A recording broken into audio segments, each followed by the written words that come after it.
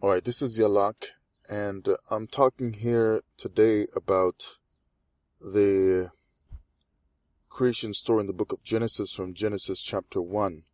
And I'm dealing with the creation of day. Today's date is May 18, 2016. This is a part of my new study series. Right, I've got the New Testament is Fake series. Now I'm going to be starting up a new study series. This one here is going to kind of hit on the Sabbath a little bit, but it's not specifically about the Sabbath. But it's kind of pulling me there because I've been looking into the Sabbath before. Once I came into this Old Testament truth, Israelite truth, and so on, I was taught at first, what I guess probably most people that I listened to anyway was dealing with was that the day starts from evening to evening. That's when the day starts, and even in Genesis it says the evening and the morning were the first day. The day starts when light comes in the morning and ends when the light goes away in the right before the evening starts. So you got daytime, which would be like normal regular waking hours or normal regular working hours, and then you got evening when the daylight is starting to go away, and then you got nighttime, and then you get the morning coming in, and then after with the morning, once the morning, the wee hours of the morning is past, then the daylight starts to break in, and then that is a start of day. So this brother has been helping me with that, and I'm still looking into his teachings. He gave like a whole lot of scriptures.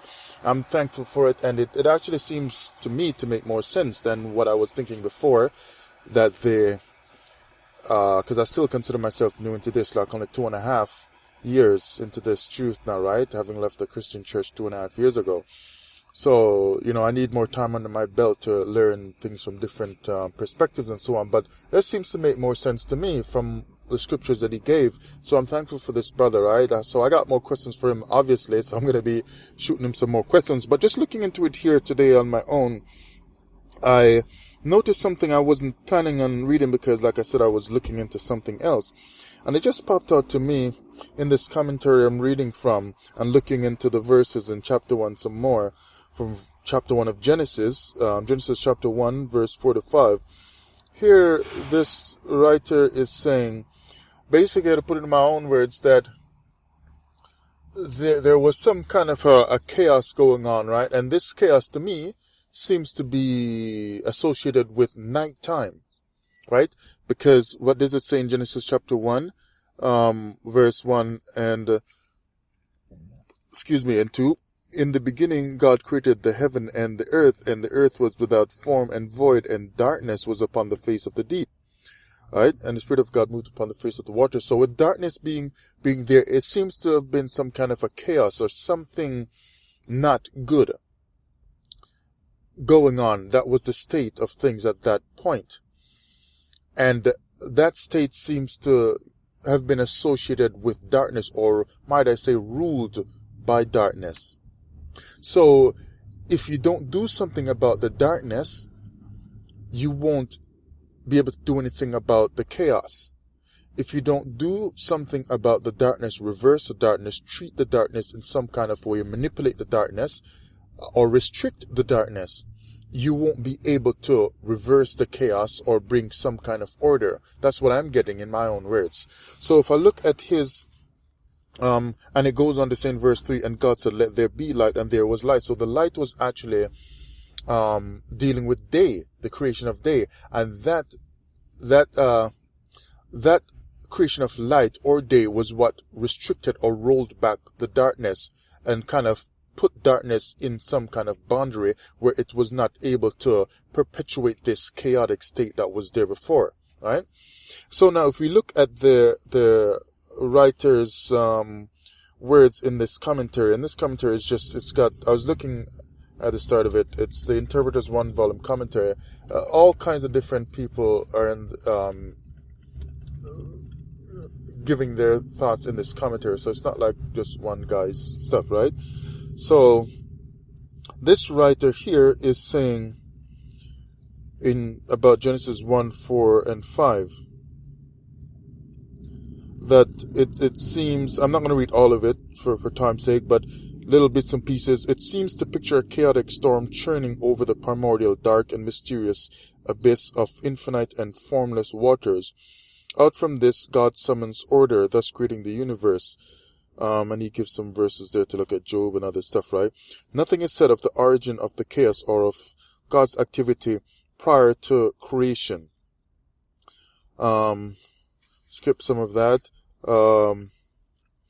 So, to get down to where I want to go to now, from verse 4 to 5, the most obvious sign of order is the gift of light. And so it hit me something there about the Sabbath, right? Because it seems to me now, looking into it for my own self, that the Sabbath has to do with light time or daytime, as opposed to what I was thinking originally, that the Sabbath started with night or evening, right? And even though I followed that teaching at first, it always seemed kind of strange to me that I'm going to be sleeping through the Sabbath at night time. And if I'm going to bed early in the evening because I'm tired or I got to work early in the morning, I might not wait till the very pitch darkness of night, of course, but I'm going to have an earlier time, right, and start to go to bed in the evening time. So it always seems strange to me that when the big, bold, bad, awesome Sabbath that the Most High speaks about so much in Scripture, and he defended it so much in Scripture to the point where he punished his own people, Israel, because of their ignoring it. This Sabbath is just, when it comes, you're just going to start sleeping to make the Sabbath start at evening or night time.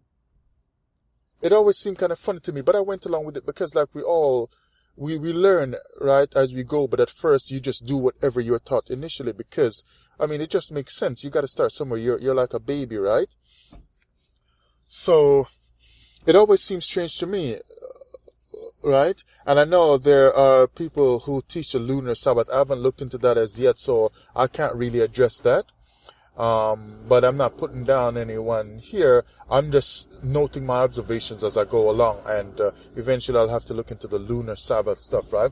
But so far, thinking for myself, it's coming out to me that the Sabbath seems to have the Sabbath which the Most High defended and said is so important, and that it is a sign between himself and the children of Israel, right?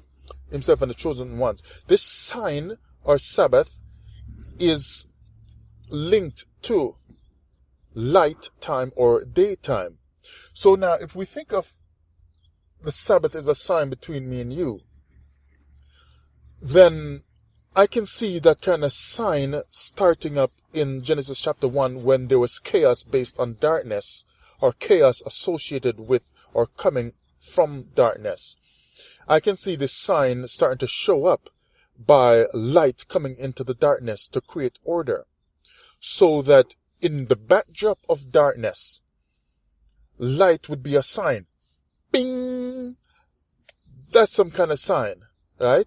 And you know, when you watch even these space movies, you see all this darkness of a spaceship flying. When you see some light, obviously, you know, when they try to go towards a planet or so, you know, that they identify, or some star, it's because of light. So that light identifies or is a sign to them of some place that they can travel to or help mark their way in outer space, right? According to what the movies are showing. And the same way, like when you're driving late at night in some country area where you don't really know the roads well, or you're going on a long trip, and there aren't any street lights for a long period of time, and your headlights aren't even enough, right? And roads aren't marked properly with the paint in an old country road. Sometimes when you see a small amount of light, or you see one street light after a few kilometers of driving, then you gravitate towards the light because it helps to direct you so you don't run off the road and stuff like that, right? And so you can tell where the road's going and so on. Also, if you see like a deer, their two little eyes sticking out, you kind of know, okay, that's probably not a road because he's waiting to come over into the road to cross. So those two little lights there might let you know it's a deer or some animal.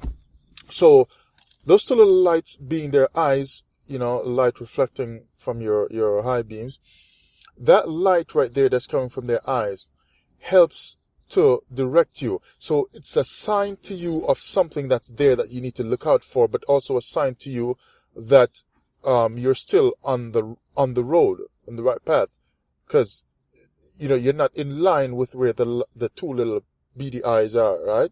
So it's like a sign, right? It's helping you to figure out that this is your direction, you're on the right path, and so on, and something good is happening. So when the light came in, and remember, this is just my study notes, right? I'm not necessarily saying I'm definitive in anything here. This series is just my thoughts while I study, and so I'm making my thoughts available to the public so anyone can learn from it or see where I'm going, and it might be helpful to them as well. Or they can assist me in my studies by jotting to me a response, right, to the video, or by emailing me from my email that I always post up to help me along with my studies. So it's just my thoughts while I study. So instead of my thoughts only just being like by my private desk studying alone, I'm making my thoughts go out there to the public, and you're seeing me live, kind of, or as close to live as possible while I study. So it seems that the light here, being the sign, comes into the backdrop of darkness, a sign that something is happening, a sign that the Creator is doing something new now, right? And so he continues to say here, the most obvious sign of order is the gift of light, dealing with verse 4 and 5, and its daily separation from the darkness, right? So the obvious sign of order, so even keeping the Sabbath of the Creator is a sign of, a sign between me and you. He says it's a sign of his children helping to keep the order that he set into the world, right? It's a sign of the creatorial order and spiritual order as well, that there is someone or a being that is the Creator who is still in charge of everything, who set this whole thing in order. And if you have day to day, when you get up and look outside your window or see daylight coming in through your window, you know that there is a Creator, because it is a sign. Light is a sign, right? A sign of a Creator, because he made something come out of darkness by which we can live. We couldn't just live in pure darkness all the time. So his lordship is, the Creator's lordship is expressed further in his naming of his works. The one day, when it says even on the morning was the first day, seems to be reckoned from morning to morning. But what I was taught when I just came into this truth, as well as taught in Christianity from I was a child, is that the day is more going from morning to night time. So a full 24 hours, and that's daytime, or from 12 a.m. to 12 a.m. again, right? Or from 12:01 a.m. to 11:59 p.m. And that's a day. That's how you normally think in this kind of society that we live in, right? Or I was also taught that now that it was from, the day is from evening until the next evening, still giving you another 24-hour block, right? But what I'm seeing here, looking at it for myself, breaking out commentaries and the Hebrew words and so on, I'm seeing here that that's like what this guy is saying, that the day seems to be reckoned from, he says reckoned from morning to morning. But then he goes on to explain some more what he's saying by saying God works all day till evening. So he's actually making it clear what he's really saying. Works all day till evening and begins his work again the next morning, right? Which is giving way to the break of day, or giving way to the start of day. So to put this in my own words now, the way I understand it, it seems like the day is actually starting with the start of daylight, a noticeable change that lets you know the morning has ended and now it's the start of daytime. Because the first time you start to see a little trickle of light that lets you know it's no longer the dead of night, like 1 a.m. and 2 a.m., that first little breaking of light, when you start to rub your eyes, but you can still go back to sleep, or you can still lay down, no need to get up and start getting ready yet. That breaking of morning early light is still morning time. When the night time is shedding or giving itself away, it's going away. It's starting to disappear. That's still, that's morning time. But then the daytime or light time is about to come, which is going to be a brighter amount of light, a larger amount of light. That's more usable to you, where you won't need like flashlights and so on, or So that's the way I'm understanding it here. So again, these are my study notes. So if anyone can shed some more light on that, or if you think I'm not understanding it properly, or I could make it clearer, yeah, hit me up so I can understand it some more too, and people can understand some more, right? So he's saying here, so God begins his work again, right? And then if I look in Genesis chapter 1, it keeps saying here, this was the first day, and then this was the second day, and he said it was good, and this was the third day, and so on, right? He names it not saying, he names each block of usable time that he used to create stuff. He names those periods not after night time, or not after evening time, if we say the day really starts from evening to evening, or the Sabbath is from evening to evening. But he names it after a usable time that he can use to work. He names it after light time or daytime. Right? And so, no matter what is said of night, evening, or morning, he names his work time after daytime or light time. See what I'm saying? See where I'm going now? So then it would seem to me that the Sabbath, once it comes into the picture, would be that same light time or daytime, because by the time he gets around to resting, right, on the seventh day, it's showing that he's resting on the seventh day and not the seventh night. You see what I'm saying? Yeah, so let me run over to that in chapter 2. Verse 1 and 2, thus the heavens and the earth were finished, and all the host of them. And on the seventh day, he ended his work. So it's not like he worked through the night and then he ended it in nighttime after that was done. He ended on the seventh day his work which he had made, and he rested on the seventh day. Right? So he didn't rest on the seventh night, meaning he didn't Shabbat or stopped on the seventh.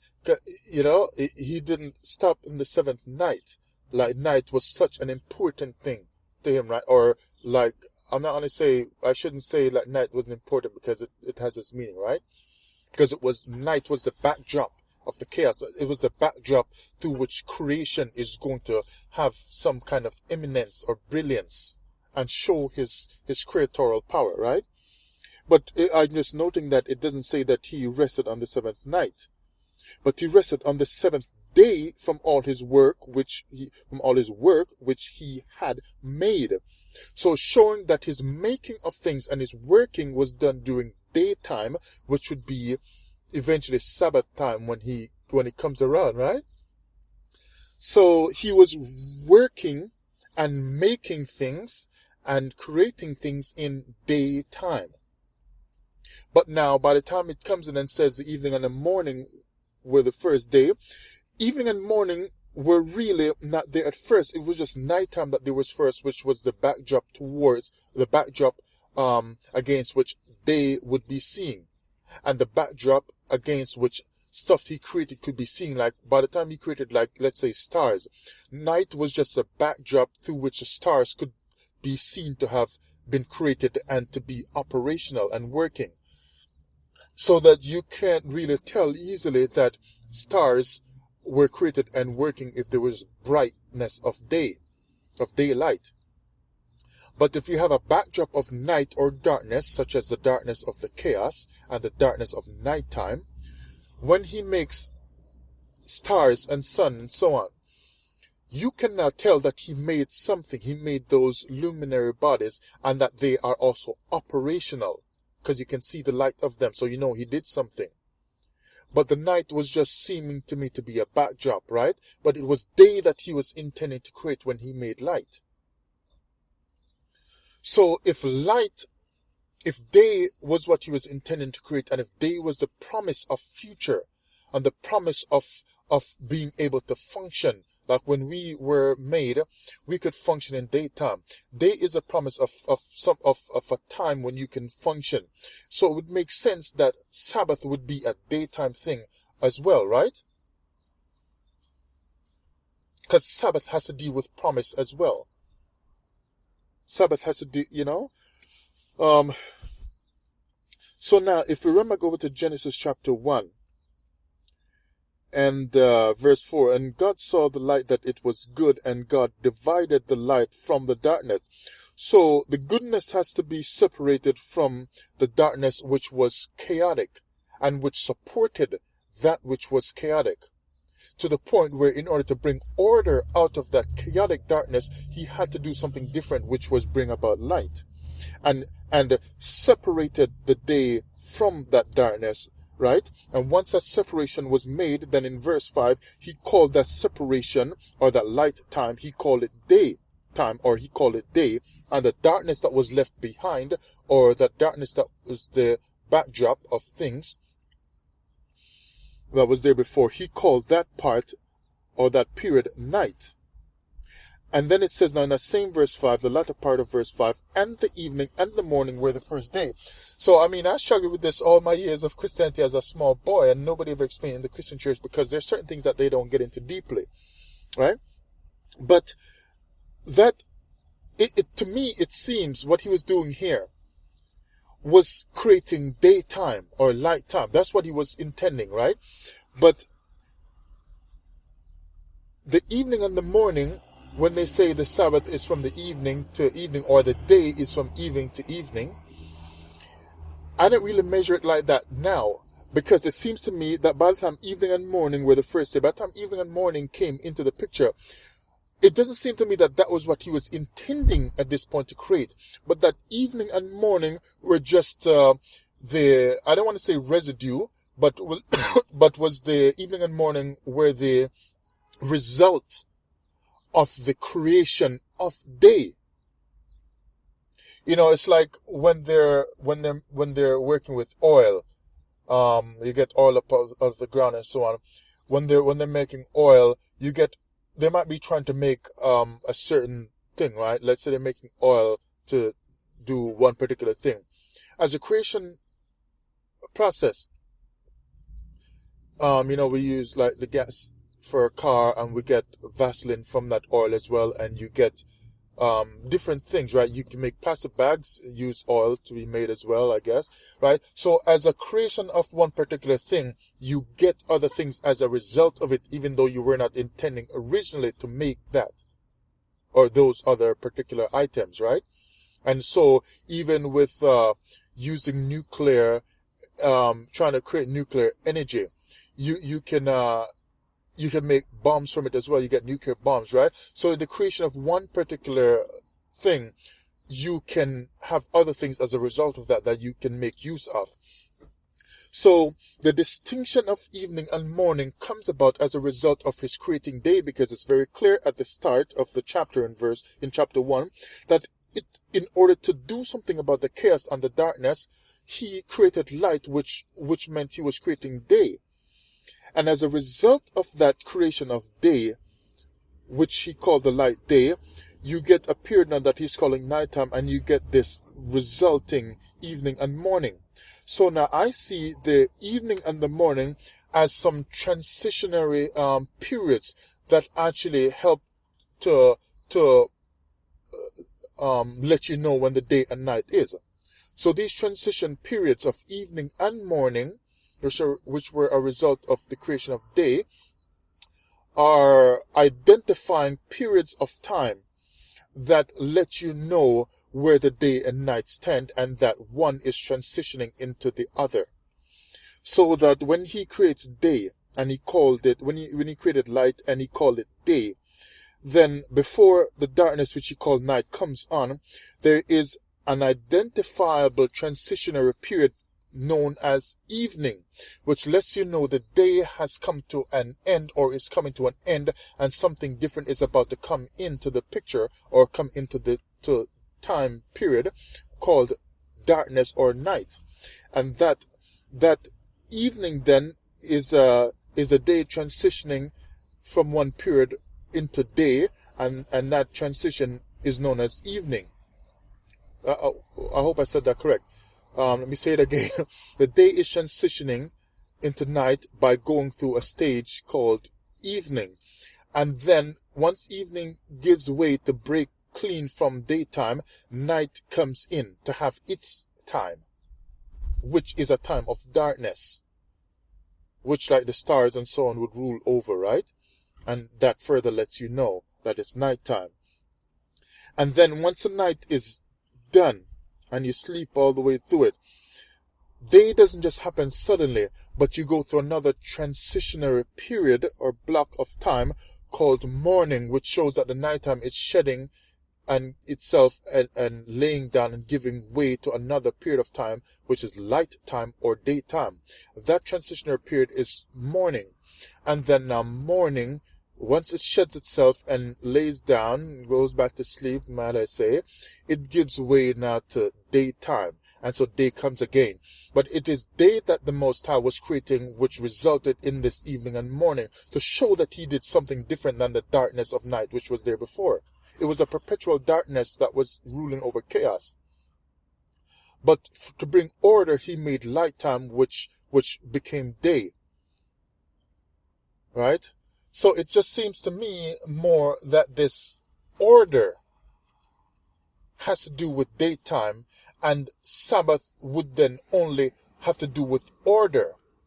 So that even if you think in your mind spiritual darkness is associated with not keeping Sabbath, then even so, I would think that natural darkness doesn't have anything to do with the actual proper keeping or understanding of Sabbath, except that there were just transitionary periods surrounding the light time or daytime. Those transitionary periods were evening and morning, right? So the morning transitionary period started off daytime when it came to an end, and then when the daytime came to an end, another transitionary period came. So just to wrap it up, once the day came to an end, you got evening, and then it gave way to the nighttime of darkness, and then that gave way to morning, and then once that's done, day came back, right? And so when he says here now, and the evening and the morning were the first day, it's letting you know that he created day, and he named the darkness that was left over from what they had used up and overtaken to create day based on light. That nighttime or darkness time that was left was called night. And as a result of this kind of light day creation, there was also evening and morning that was used to govern the whole transition of time and to call out the day and separate the day from the night. And that evening and the morning was a part of the creation, or part of the result of the creation of the first day. I don't know, that's what I'm seeing this is my study time here, so help me clear it up if you feel, or if it has helped anyone in their studies as well in understanding this whole creation, day and night, and probably Sabbath thinking and so on, then I'm glad, right? Holler at me if you need to. Thanks.